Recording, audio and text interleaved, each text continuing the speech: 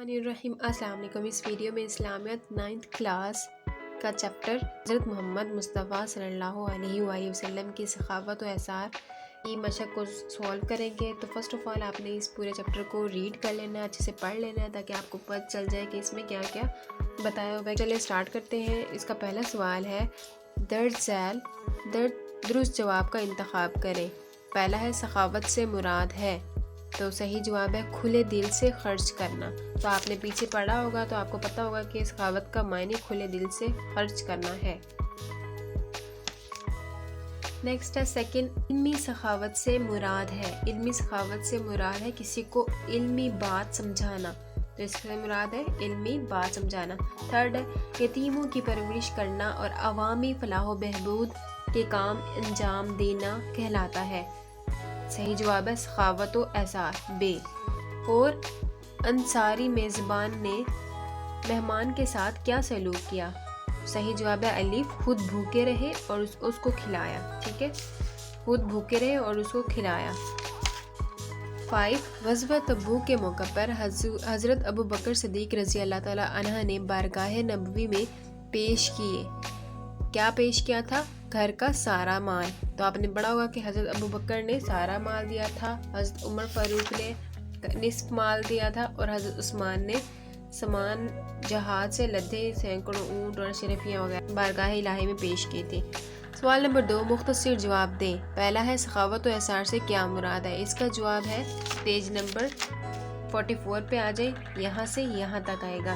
अगर आप यहाँ तक लिखना चाहते हैं तो यहाँ पे भी लिख सकते हैं, इतना भी लिख सकते हैं। सखावत का मायने खुले दिल से खर्च करना है। अल्लाह ताला ने इंसान को जो माल अता फरमाया उसमें से अल्लाह ताला की खुशनुदी हासिल करने के लिए उसके बंदों पर माल खर्च करना सखावत कहलाता है। इंसान अगर अपनी मर्जी से अपनी ज़रूरत और हाजत होने के बावजूद खर्च करे तो ये बेहतरीन सखावत है, उसी को एसार कहा जाता है। तो इसका जवाब यहाँ से यहाँ तक भी कर सकते हैं और यहाँ तक भी कर सकते हैं। ठीक है। सवाल नंबर 2, सखावत की अहमियत के बारे में अल्लाह ताला का एक फरमान बयान करें। तो इसका जवाब है अल्लाह ताला का फरमान है, तो अल्लाह ताला कुरान पाक में फरमाते हैं, इरशाद बारी ताला है। आप यहाँ से करेंगे, फिर तर्जुमा लिखकर, और वो अपने आप पर उन्हें तरजीह देते हैं अगरचे खुद उन्हें शदीद हाजत हो। तो इसका जवाब यहाँ से यहाँ तक आएगा। ठीक है।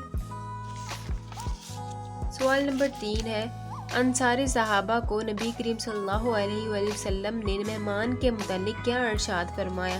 तो इसका जवाब है पेज नंबर 45 पर।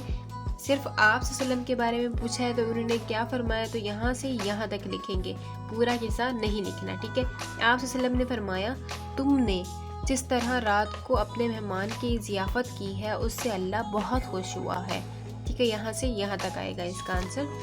सवाल नंबर 4, सखावत की माली, बदनी और इल्मी सूरतों की वजाहत करें। तो इसका जवाब है पेज नंबर 45 पर। स्टार्ट में देखें, ये देखें, इल्म की बात उस शख्स को बताना जो वाकिफ़ नहीं, ये भी सखावत है। तो इल्मी पूछा तो इल्मी का आंसर यहाँ से यहाँ तक आएगा। बदनी है, बदनी क्या होता है? इंसान मुशक्क़त करे, उसको कहते हैं बदनी। किसी बीमार और परेशान हाल शख्स को वक्त दे देना जिससे उस इंसान का दिल बहल जाए, ये भी सकाफत है। ठीक है। और माली क्या है? सेहतमंद आदमी का किसी बीमार, बूढ़े और कमज़ोर शख्स के किसी मामले में मदद करना। वो माल के ज़रिए कर सकता है, पैसों के ज़रिए कर सकता है, या किसी भी तरह से कर सकता है, उसको कहते हैं वो भी सखावत है। तो उसको क्या कहेंगे? माली सखावत कहेंगे। सेकंड, पहला क्या है? इल्मी सखावत, दूसरा है बदनी, तीसरा है माली। तो इसका जवाब यहाँ से यहाँ तक आंसर है।